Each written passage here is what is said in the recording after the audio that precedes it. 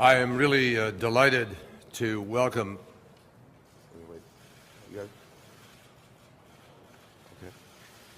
I'm really delighted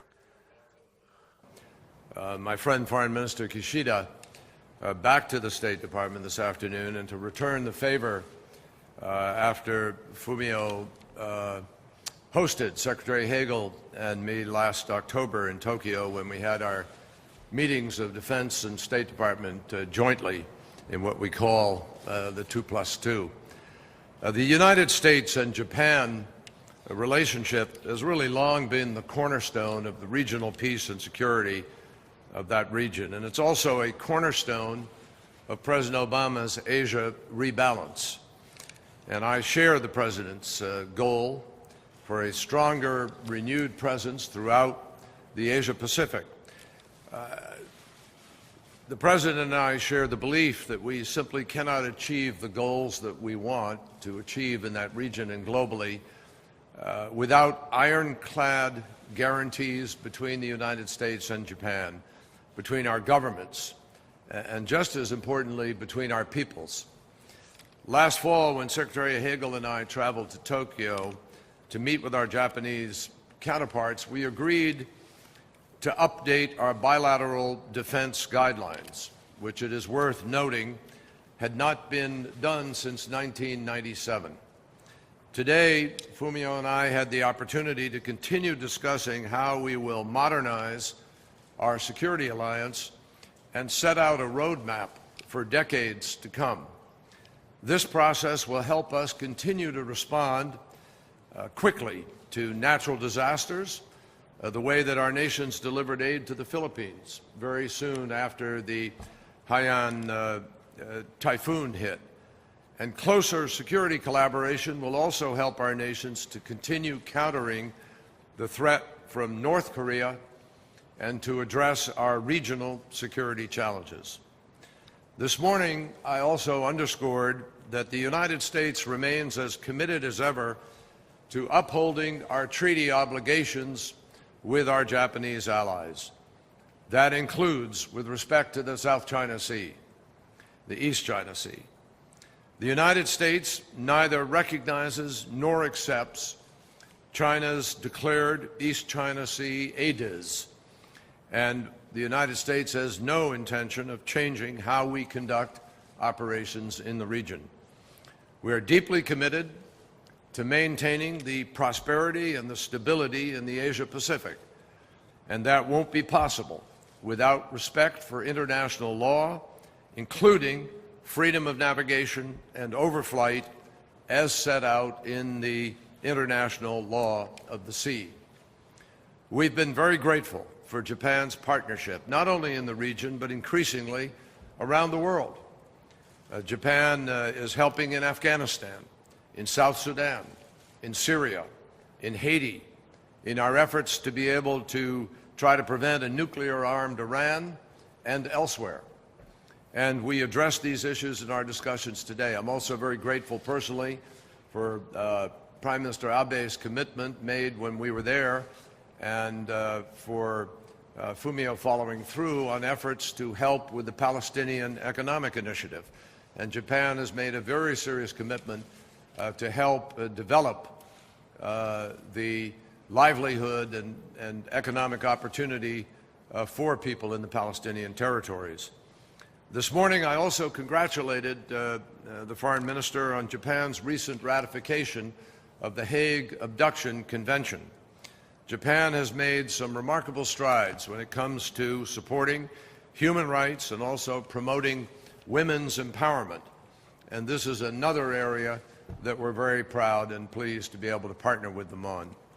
And just earlier this week, some of our folks at the USAID and their Japanese counterparts came together to focus on ways that they could help develop skills and connections among African female entrepreneurs. And this month, our two governments will initiate a development dialogue to search for areas of development cooperation in places like the Pacific Islands or Southeast Asia and Africa. We also spent time discussing our economic partnership, which is as strong as ever.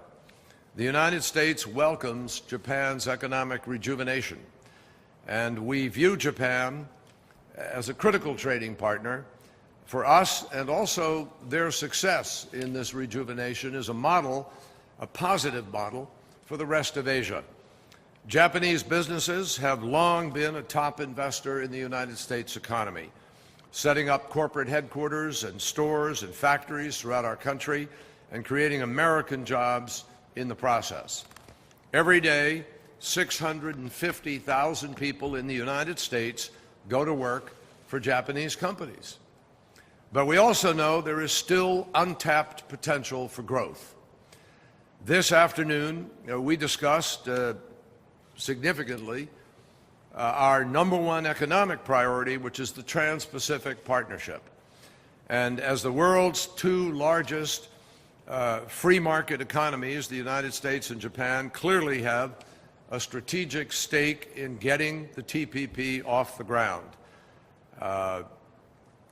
We believe that the TPP, this agreement, will help us prevent a race to the bottom among businesses and instead promote innovation, transparency, fairness, and a set of rules that raise the standards by which people do business and also raise the opportunities for citizens throughout Asia who benefit as a result of those standards.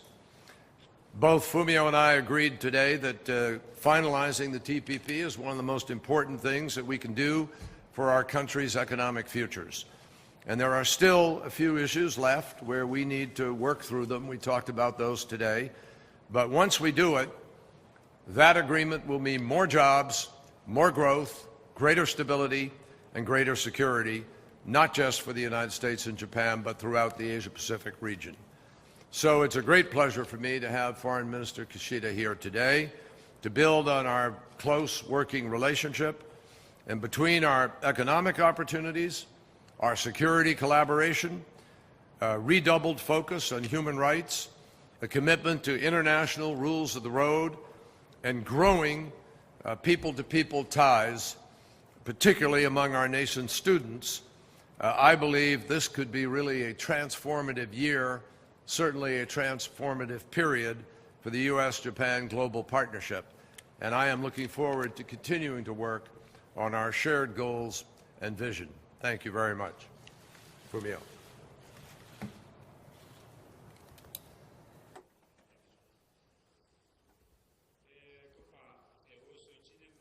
I am visiting Washington, D.C. after a one-year interval and just had a bilateral meeting with John, Secretary of State Kerry. I would like to express my gratitude for the warm hospitality accorded to me by the government of the United States. We discussed Japan-U.S. bilateral issues, regional affairs in Asia-Pacific, the Middle East, and the global agenda. We covered extensive grounds in exchanging our views, and we confirmed the direction of enhancing the Japan-U.S. alliance. In terms of the Japan-U.S. relationship, we talked about Vice President Biden's visit to Japan in December of last year, and NSC Secretary General Yachi visited the United States subsequently, and Deputy Secretary of State Mr. Burns also visited Japan. And I'm visiting Washington, D.C. at this time, so we have been having close communications, and we welcome these communications.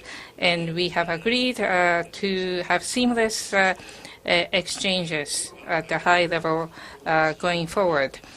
And concerning President Obama's upcoming visit to Japan, we are inviting the President as state guest.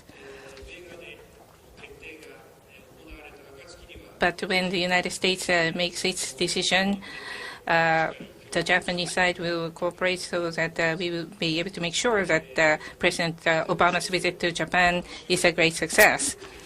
In terms of security, I have provide explanation about the concrete promotion of proactive contribution to peace.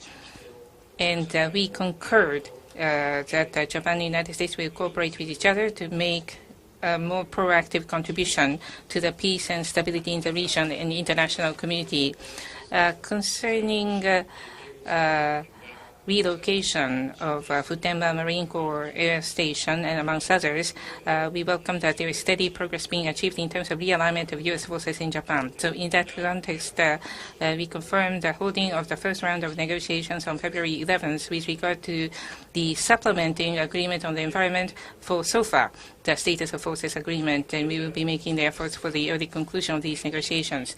On the economic front, we had discussion on the TPP, and we concurred that Japan and the United States will cooperate with each other towards the prompt conclusion of the TPP negotiations.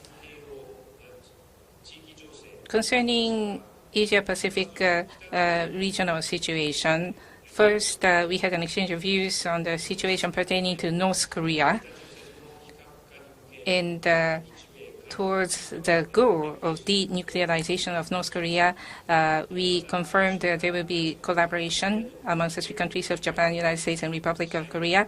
And I expressed gratitude towards the U.S. understanding cooperation towards the abduction issue, and that we will continue to make the effort to resolve this problem. And in terms of responding to North Korea, the relationship with the Republic of Korea is important. There are difficult issues in the relationship between Japan and the Republic of Korea, but Republic of Korea is an important neighbor for Japan. So going forward, we will make tenacious efforts in order to build a cooperative relationship with the Republic of Korea from a broad perspective.